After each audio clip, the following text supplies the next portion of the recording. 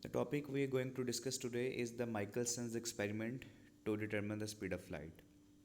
यानी कि हम माइकलसन के एक्सपेरिमेंट को यूज़ करते हुए स्पीड ऑफ लाइट को देखेंगे कैसे कैलकुलेट किया जाता है। अच्छा बच्चों, इस तरह है कि लाइट जो है वो बहुत ही तेज़ी से मूव करती है, तो उसकी स्पीड को मेजर करना बहुत डिफ़िकल्ट है। तो बहुत सारे साइंटिस्ट थे जिन्होंने उसकी स्पीड को कैलकुलेट करने की अटेम्प्ट की, लेकिन वो फेल हो गए। जैसे कि गैलीलियो था, गैलीलियो ने कोशिश की कि वो स्पीड ऑफ लाइट को मेजर करे, लेकिन उसका एक्सपेरिमेंट कोई प्रॉपर नहीं था और इसलिए वो उसको मेजर नहीं कर सका। तो सबसे पहले जो एक्यूरेटली मेजर किया स्पीड ऑफ लाइट को, वो हमारे पास माइकलसन ने किया। और जो एक्सपेरिमेंट उसने परफॉर्म किया स्पीड ऑफ लाइट को मेजर करने के लिए, वो हम आज डिस्कस करने जा रहे हैं। तो माइकलसन एक्सपेरिमेंट को अगर हम देखें तो इसका जो मेन आपके पास जो अरेंजमेंट है वो कुछ इस तरह से थी। ये फिगर में आप देख सकते हैं कि आपके पास यहाँ पे एक उसने मिरर यूज़ किया। ठीक है, एक उसने मिरर यूज़ किया, 8 साइडेड मिरर। ये एक 8 साइडेड मिरर है, यानी ये ऐसा मिरर है जिसकी 8 साइड्स हैं, जैसे उसने यहाँ पे मार्क भी किए हैं 1 2 3 4 5 6 7 8। और दूसरा ये एक दूसरी साइड पे प्लेन मिरर पड़ा हुआ है।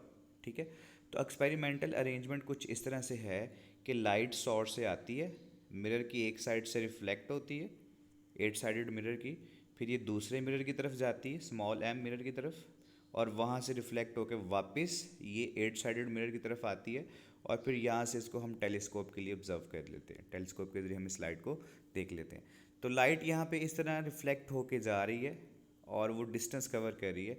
अब देखिए, यहाँ से जब लाइट रिफ्लेक्ट हो रही है तो एक बार वो नीचे को जाने में डी डिस्टेंस कवर करती है, और एक बार इस तरह ऊपर आने में डी डिस्टेंस कवर कर रही है। तो टोटल जो डिस्टेंस कवर कर रही है वो डी है।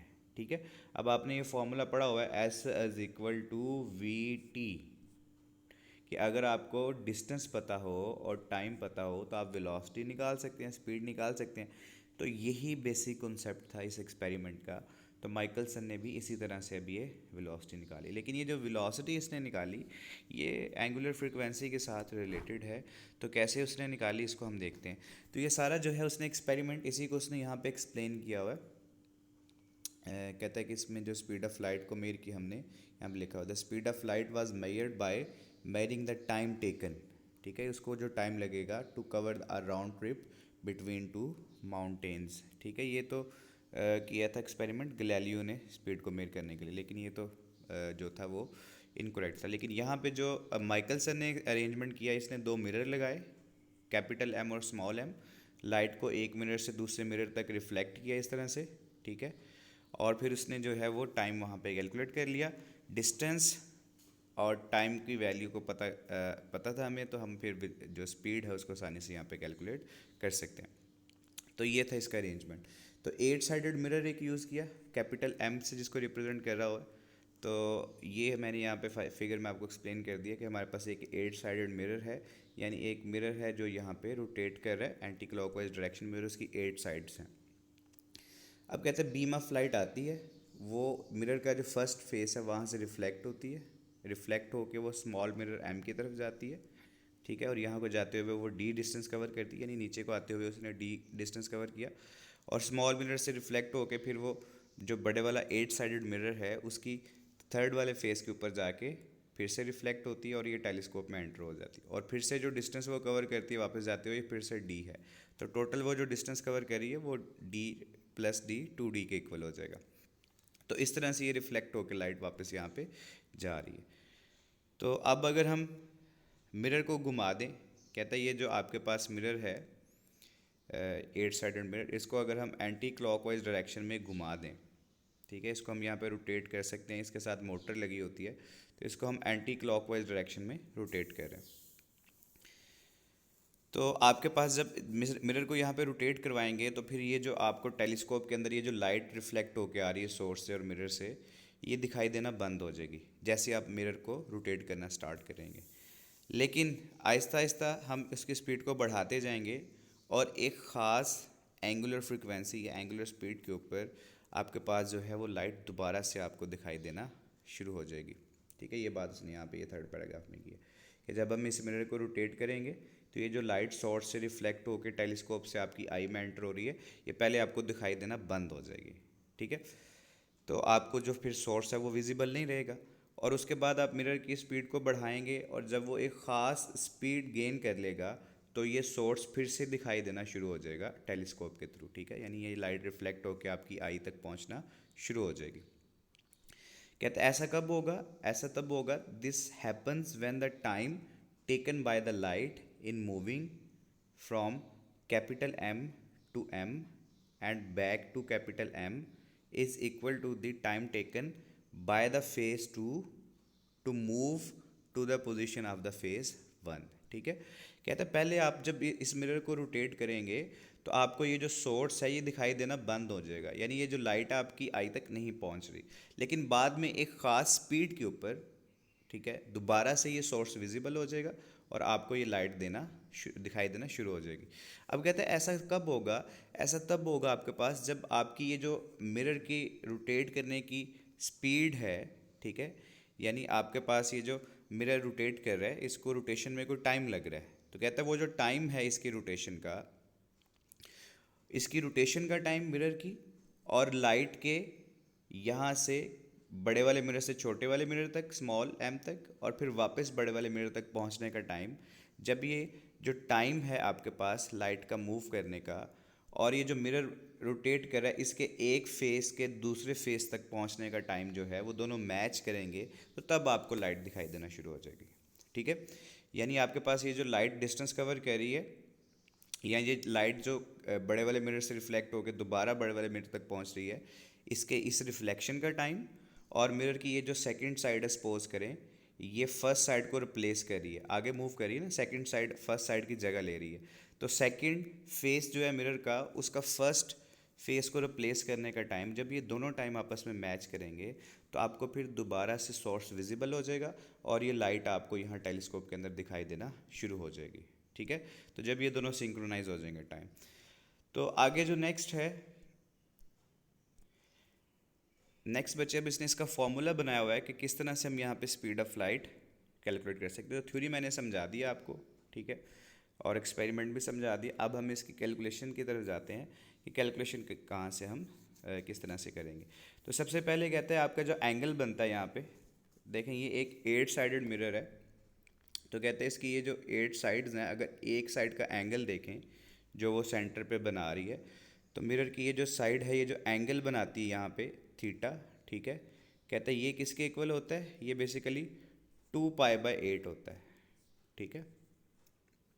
तो ये कैसे है देखें ना, मिरर की टोटल 8 साइड हैं और ये सर्कल है, एक सर्कल कंप्लीट हो रहा है, तो सर्कल में होता है 2π का टोटल एंगल, और मिरर की क्योंकि 8 साइड हैं तो उस 2π के टोटल एंगल को 8 से डिवाइड कर दें, तो जो एक साइड होगी, जो वन फेस होगा मिरर का, उसका ये एंगल जो सेंटर पे वो सबस्टेंड करेगा वो निकल आएगा, ठीक है। यानी मिरर की ये जो साइड सपोज करें 2 वाली, ये जो एंगल बना रही है सेंटर पे वो 2π/8 के इक्वल होगा। तो सभी जो साइडें हैं मिरर की सेम ही एंगल वहाँ पे सबस्टेंड कर रही होंगी सेंटर के ऊपर। अच्छा आगे चलते हैं नेक्स्ट। तो ये उसने बता दिया कि मिरर का जो एंगल एक साइड बना रही है सेंटर के ऊपर वो 2π/8 है। अब फ्रिक्वेंसी की बात करते हैं, कहते हैं if the frequency of the mirror when the source is visible through the telescope, वो f है, then time taken by the mirror to complete one revolution is 1/f, ठीक है। आपको पता ना कि वन रेवोल्यूशन जो होता है वो हमारा टाइम पीरियड होता है, तो वो जो वन रेवोल्यूशन का टाइम होता है वो 1/f के इक्वल होगा, ठीक है। तो टाइम टू कंप्लीट 1/8 वाइब्रेशन, यानी अगर आपने 1/8 पार्ट ऑफ वाइब्रेशन कवर करना है तो वो 1/8f के इक्वल होगा, ठीक है।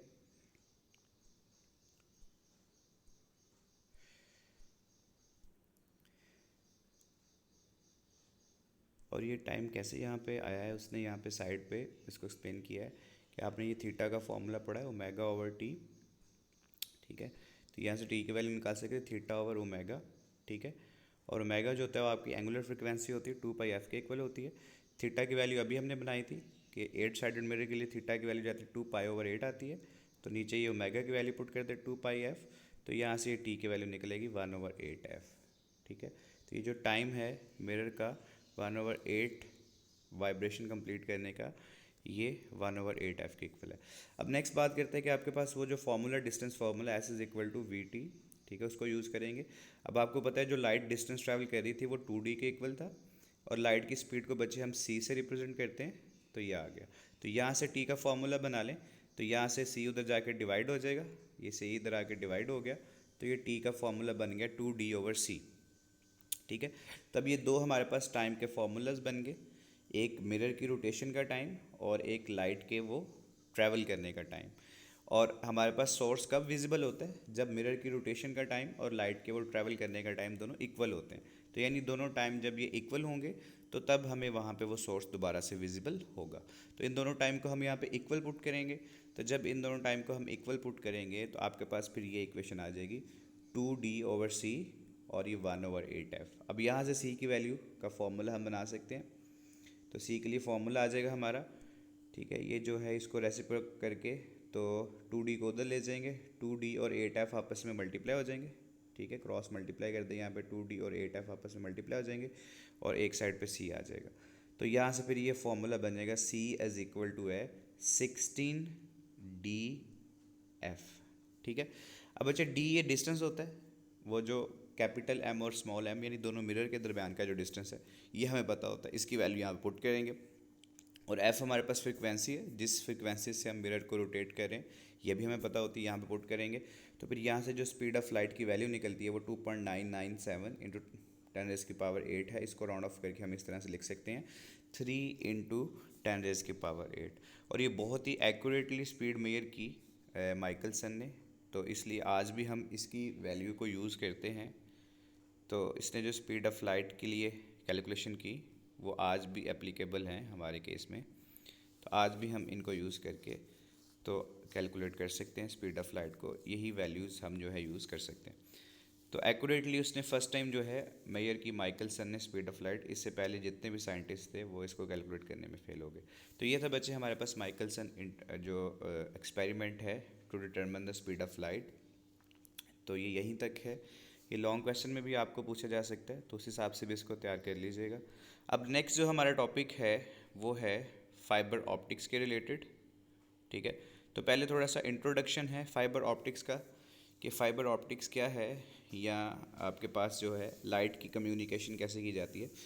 तो बच्चे लाइट जो है इसको कम्युनिकेशन के लिए भी यूज़ किया जा सकता है, यानी इन्फॉर्मेशन को एक जगह से दूसरी जगह भेजने के लिए इसको यूज़ किया जा सकता है। तो वो कहता है कि पहले जो बहुत पहले इसका यूज़ किया जाता था, नेवी इसका, या जो शिप्स में लोग ट्रैवल करते थे वो इसका यूज़ करते थे। वो बेसिकली सिग्नल जो देते हैं एक शिप से दूसरे शिप को, वो लाइट की फॉर्म में देते हैं, लाइट की फॉर्म में सिग्नल देते हैं, लाइट ब्लिंक करते हैं, लाइट को ऑन ऑफ करते हैं और कोडेड फॉर्म में सिग्नल एक शिप से दूसरी शिप तक भेज देते हैं। इसी तरह जो सनलाइट है उसको रिफ्लेक्ट करके तो हम ये सिग्नल जो है भेज सकते हैं और कम्युनिकेशन कर सकते हैं, ठीक है। तो ये उसने यहाँ पे बताया हुआ है। तो सबसे पहले ग्राहम बेल जो था उसने एक फ़ोटोफोन बनाया। वो जो फ़ोटोफोन था वो लाइट को यूज़ करता था और लाइट के ज़रिए वो सिग्नल को एक जगह से दूसरी जगह या डाटा को एक जगह से दूसरी जगह भेजता था। लेकिन वो क्योंकि लाइट सनलाइट को रिफ्लेक्ट करके उसको यूज़ करते थे तो उसमें थोड़े ड्रॉबैक्स थे, कि एक तो सन होगा, सूरज होगा तो वो हम सिग्नल भेज सकेंगे, क्लाउड्स होंगे तो सिग्नल नहीं भेज सकेंगे, ठीक है। तो इस तरह के कुछ उसमें इश्यूज़ थे। लेकिन ये जो लाइट के ज़रिए कम्युनिकेशन का कॉन्सेप्ट है ये बहुत पुराना है, यहाँ पे ये समझाना चाह रहा है, ठीक है। तो हम बहुत पहले से इसको यूज़ करते आ रहे हैं और हम रेडियो को भी यूज़ करते हैं, रेडियो वेव्स को भी, वो भी यूज़ होती है कम्युनिकेशन में, और इसी तरह लाइट जो है वो भी यूज़ होती है कम्युनिकेशन में। तो नेक्स्ट जो हमारे पास है अब उसने ये थोड़ा सा इंट्रोडक्शन बताया हुआ है, इसको आपने देख लेना, इसको रीड आउट कर लेना, इसमें कुछ भी नहीं कहते।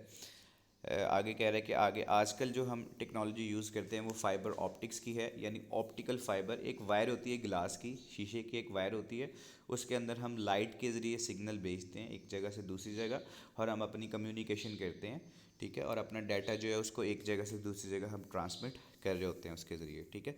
तो वो अब फाइबर ऑप्टिक्स किस प्रिंसिपल पे काम करती हैं वो उसने यहाँ पे आगे एक्सप्लेन किया हुआ है कि फ़ाइबर ऑप्टिक्स जो है उनका प्रिंसिपल ऑफ वर्किंग क्या है। तो ये जो है टॉपिक, इसको अब हम नेक्स्ट जो है यहाँ से नेक्स्ट क्लास में कंटिन्यू करेंगे। अच्छा, आप लोगों के लिए अब असाइनमेंट भी है, डेली बेसिस पे बच्चे आपको एक असाइनमेंट मिला करेगी। तो आज की असाइनमेंट भी मैं आपको इस लेक्चर के साथ ही सेंड कर दूँगा। आपने ये जो असाइनमेंट है इसको सॉल्व करना है आज ही की डेट में, ठीक है। फ्राइडे है, फ्राइडे आपका एक दिन है इस असाइनमेंट को सॉल्व करने का। छोटी सी असाइनमेंट है, कुछ एमसीक्यूज़ होंगे और कुछ शॉर्ट क्वेश्चन होंगे, ठीक है। इनको आपने सॉल्व करना है और फिर इनको आपने, एक तो मुझे पिक्चर सेंड कर देनी है, ठीक है, मुझे आपने इसकी पिक्चर बना के सेंड कर देनी है, और फिर आफ्टर 1 वीक आपने ये हार्ड फॉर्म में भी सबमिट करवा देनी है, ठीक है। तो ये कुछ शॉर्ट क्वेश्चन दूंगा मैं लिखने के लिए और कुछ एमसीक्यूज़ दूंगा मैं लिखने के लिए। इनको बेटे आपने सॉल्व करना है एमसीक्यूज़ को, ठीक है, इनके आंसर्स लिखने हैं और शॉर्ट क्वेश्चन भी उसी तरह आंसर लिखने हैं, ठीक है। तो हाथ से अपने लिखना है, ठीक है, राइटिंग में लेके आना है इसको, ताकि आप लोगों की प्रिपरेशन हो बोर्ड के एग्ज़ाम के लिए। ये एक्टिविटी पर करवाने का यही पर्पज़ है। तो ये असाइनमेंट आपने जो है वो मुझे सेंड कर देनी है कल तक, और मैं फिर वो जो जो बच्चा मुझे सेंड करता जाएगा पिक्चर इसकी, तो उसकी मैं अटेंडेंस मार्क करता जाऊंगा। बाकी जो नहीं सेंड करेगा उसके फिर वो मैं जो है कांटेक्ट करके तो वो पता करेंगे क्यों, क्या इशू है, क्यों नहीं सेंड करे। तो ये सबके लिए कंपलसरी है, आपने सभी ने ये ज़रूर सेंड करनी है। तो सबके लिए कंपलसरी है, सबके लिए ज़रूरी है। तो ये असाइनमेंट इसी के रिलेटेड जो अभी तक हमने टॉपिक पढ़ ली हैं चैप्टर 10 के, इनके शॉर्ट क्वेश्चन और एमसीक्यूज़ की ये असाइनमेंट है, ठीक है। तो इसको आपने मुझे सेंड कर देना है। तो इस लेक्चर के साथ वो भी अटैच है, तो वो भी देख लीजिएगा, मैं आपको ग्रुप में सेंड कर दूँगा। तो आज के लिए यहीं तक है, बाकी इंशाल्लाह यहाँ से हम नेक्स्ट कंटिन्यू करेंगे। तो तब तक के लिए अल्लाह हाफिज़।